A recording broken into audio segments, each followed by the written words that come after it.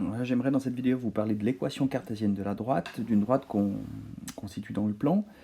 Vous avez donc les notes de cours que je vous ai envoyées, j'en prends quelques extraits ici. Je commence par un rappel d'une notion, d'un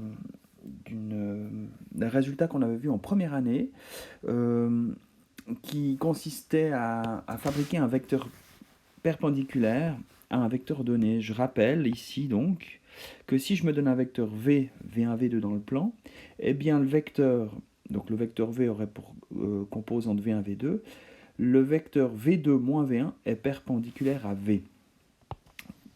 Le résultat, on l'avait énoncé comme un truc en fait. Pour construire un vecteur perpendiculaire à un vecteur donné, eh bien, on échange les composantes et on change un des deux signes. C'est bien ce que vous avez sous les yeux. Le vecteur V1, V2, si j'échange les composantes, ben j'ai V2, V1 et je change un des deux signes. Ici, j'ai choisi de changer le signe de V1. Donc, je rappelle ça, résultat de première année. Donc, imaginez maintenant que si vous avez un vecteur D, D1, D2, qui est un vecteur directeur d'une droite D, eh bien, le vecteur D2 moins D1 est un vecteur de direction perpendiculaire à la droite D. Ce vecteur, que j'ai appelé n ici, est appelé vecteur normal de la droite D. C'est pour ça d'ailleurs que je l'ai appelé n. D'accord. Donc, voilà. Je mets ça je mets ça maintenant en place parce que c'est quelque chose que je vais utiliser dans le raisonnement qui va suivre. Donc, pour établir l'équation cartésienne de la droite, qu'est-ce qu'on fait? Eh bien, on part de l'équation paramétrique. Pour établir l'équation cartésienne, on part de l'équation paramétrique et on cherche à supprimer le paramètre de l'équation paramétrique. Si vous voulez, l'équation paramétrique, eh bien, il y a le paramètre qui varie et ça fait varier les deux variables x et y. Donc, si vous voulez, si je le dis un peu intuitivement, il y a trois quantités qui bougent. Il y a le k, il y a le x et le y. Avec l'équation cartésienne, eh bien, on va supprimer le paramètre k, ce qui fait que on n'aura plus qu'une seule relation qui lie x et y. Bon, eh bien, voilà, le but c'était effectivement que dans ces notes de cours, vous complétiez vous-même les notes. En fait, je vais faire ce travail ici avec vous. Donc, on part de l'équation d'une équation paramétrique d'une droite D, donc qui serait donnée par x égale A1 plus KD1, y égale A2 plus KD2. Je rappelle que A1, A2 est un point de la droite, mais surtout que le vecteur D donné par D1, D2 est un vecteur directeur. C'est vraiment ça que je souligne ici. Alors, ce que je fais, je vais travailler ce système d'équations, et puis ce que je vais faire, c'est multiplier la première équation par D2 et la deuxième par D1. Donc qu'est-ce que j'obtiens? Donc si je fais ligne 1 fois D2, j'obtiens X, je vais l'écrire comme ça, j'obtiens D2X est égal à A1 D2 plus K fois D1 D2. Et la deuxième équation, je la multiplie par D1, j'obtiens D1Y est égal à A2 D1 plus K fois D1 D2. J'ai annoncé la couleur, j'ai dit que je voulais éliminer le paramètre K. Eh bien, en faisant ce travail de multiplier la première équation par D2 et la deuxième par D1, j'obtiens effectivement ce que je cherche à obtenir, à savoir le fait que le facteur K, le paramètre K, on peut facilement l'éliminer. Qu'est-ce que je vais faire? Eh bien, je vais simplement faire la ligne. Qu'est-ce que je vais faire? Je vais considérer la ligne 1 moins la ligne 2, en fait. Je vais regarder que ça. Si je fais ligne 1 moins ligne 2, eh bien, j'obtiens quoi? J'obtiens D2X moins D1Y est égal à A1 D2 moins A2 D1. Et puis le KD1D2 moins KD1D2, lui, il tombe. Donc si je l'écris, donc je regarde vraiment cette équation-là. J'écris ça comment? J'écris ça comme D2. Alors c'est équivalent à dire que D2X moins D1Y moins A1 D2 plus A2 D1 égale 0. Et j'observe ce qui se passe. j'observe ce qui se passe, j'obtiens une relation qui contient du x et du y, et puis, disons, quelque chose qui est constant. Une constante, bon, qui est fabriquée, en effet, avec les coordonnées du point A de la droite qu'on donnerait, et les composantes du vecteur D. Je retiens simplement que A1D2 plus A2D1 est une constante, essentiellement c'est ça. Mais, ce qui est important d'observer, c'est que le coefficient de x, qui est D2, et le coefficient de y, qui est moins D1, eh bien, il a une forme particulière.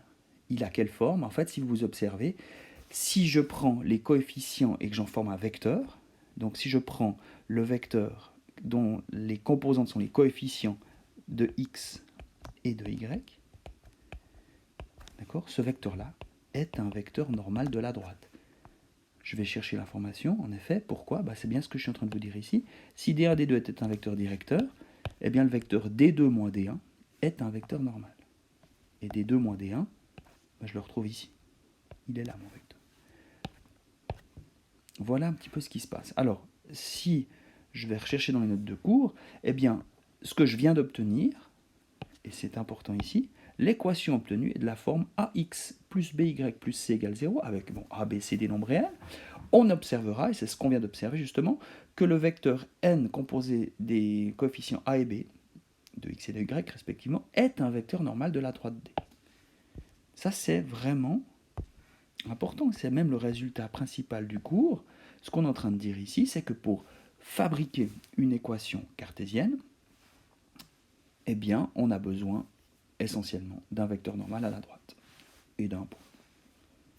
Alors, je donne la définition ici. On peut énoncer, et je ne le démontre pas, je vais gagner du temps ici, mais je vais directement au but, et le résultat est ici sous vos yeux. Théorème, si A et B sont non tous nuls, l'équation ax plus by plus c égale à 0, ce qu'on appelle l'équation cartésienne, c'est l'équation d'une droite.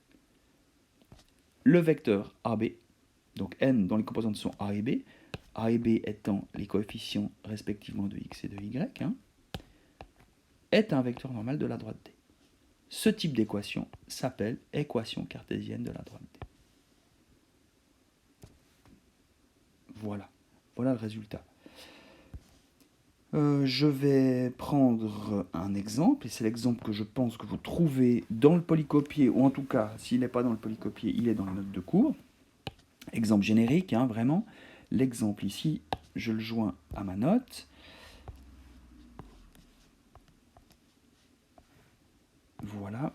Alors, déterminer l'équation cartésienne d'une droite D passant par le point A et de vecteur directeur D-1, 3. Alors, j'y vais. Donc, si le vecteur D, -1, 3, est un vecteur directeur,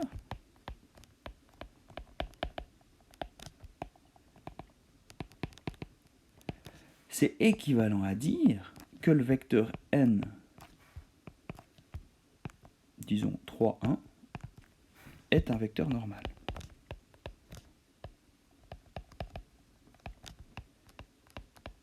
Je rappelle ce qui s'est passé ici.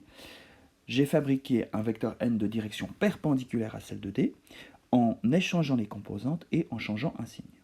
Donc, à ce stade de l'histoire, la droite D a pour équation 3x plus une fois y, donc plus y, plus une certaine constante, le tout égale 0.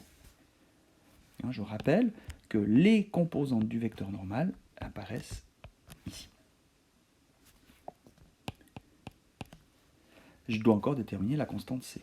Pour cela, j'utilise le fait que le point A est un point de la droite. Le point A, 2, 1, appartient à D, c'est équivalent à dire que les coordonnées du point A vérifient l'équation.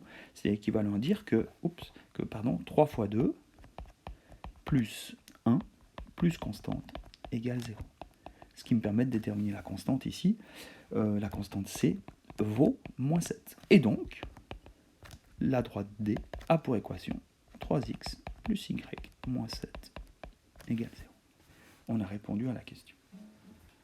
Attention, vraiment, ça c'est un exemple qui va vraiment vous guider tout au long de la plupart, ou en tout cas d'une bonne partie des exercices que vous allez faire. Voilà l'exemple B que je rajoute ici. L'exemple B, ben voilà, c'est une question, c'est la suite, si vous voulez, de l'exemple A. Est-ce que le point, comment s'appelle-t-il, le point C3-2 appartient à la droite? Ben, vous aurez deviné que comment est-ce qu'on vérifie ça? Ben, comment est-ce qu'on répond à la question? Le point C appartient à la droite si et seulement si ces coordonnées vérifient l'équation de la droite. Donc, ce qu'on va calculer, c'est, on remplace x par 3 et y par moins 2. Excusez-moi. Donc, y est remplacé par moins 2. 3 fois 3, 9. Moins 2, moins 7, ça fait bien 0. Donc, oui, C appartient à la droite. Je rappelle, j'ai remplacé x et y par les composantes les coordonnées du point C, et les coordonnées du point C vérifient l'égalité. Donc, j'ai terminé ici essentiellement. Ben voilà, je vais rajouter une dernière chose. Cette dernière chose, je vais la rajouter dans une prochaine vidéo. Non, j'y vais, j'aligne, j'y vais. Vous êtes habitué à quoi, vous, pour parler de droite? Eh bien, en fait, on a l'habitude de la forme explicite. La forme explicite d'une droite, c'est cette forme, la forme d'équation y égale mx plus h. En fait, où m et h désignent la pente et l'ordonnée à l'origine. Eh bien, on passe facilement de l'équation cartésienne, de la forme ax plus by plus c égale à 0, à la forme explicite y égale mx plus h. Comment est-ce qu'on fait? On explicite la variable y. On isole y, si vous voulez. A noter qu'en explicitant la variable y, expliciter veut dire isoler, si vous voulez, en explicitant la variable y, on passe facilement de l'équation cartésienne d'une droite à son équation explicite de la forme y égale mx plus h, où m et h désignent respectivement la pente et l'ordonnée à l'origine de D. Important. Exemple, eh bien on y va tout de suite. Exemple, déterminer l'équation cartésienne de la droite D de pente moins 3 passant par le point A de 1. Alors, j'y vais tout de suite. Peut-être ce que je vais faire, c'est rajouter la phrase de théorie qui va avec. Voilà, on va y aller comme ça. J'ajoute ça ici. Voilà. Donc, la droite, eh bien, ici, je ne vais pas passer de l'équation cartésienne à l'équation explicite, puisque je vais, depuis l'équation explicite, donner l'équation cartésienne. Donc, la droite D, elle s'écrit comment? Elle s'écrit a priori y égale mx plus h. La pente est donnée par moins 3. Donc, y s'écrit moins 3x plus h. Comme le point A, 2, 1 appartient à la droite D, c'est équivalent à dire que les coordonnées de A vérifient l'équation. Donc ça veut dire que 1 est égal à moins 3 fois 2 plus h, ce qui veut dire que h a pour valeur 7. Et donc, la droite D a pour équation y égale moins 3x plus 7. Ça, c'est la forme explicite. Si je veux donner la forme cartésienne, eh bien, je vais mettre tous les éléments dans le membre de gauche, tout à gauche, comme on dirait dans le cyclisme. Ça veut dire que la droite D, je peux l'écrire aussi 3x plus y moins 7 égale 0. Voilà l'équation cartésienne. Ça, c'était l'équation explicite.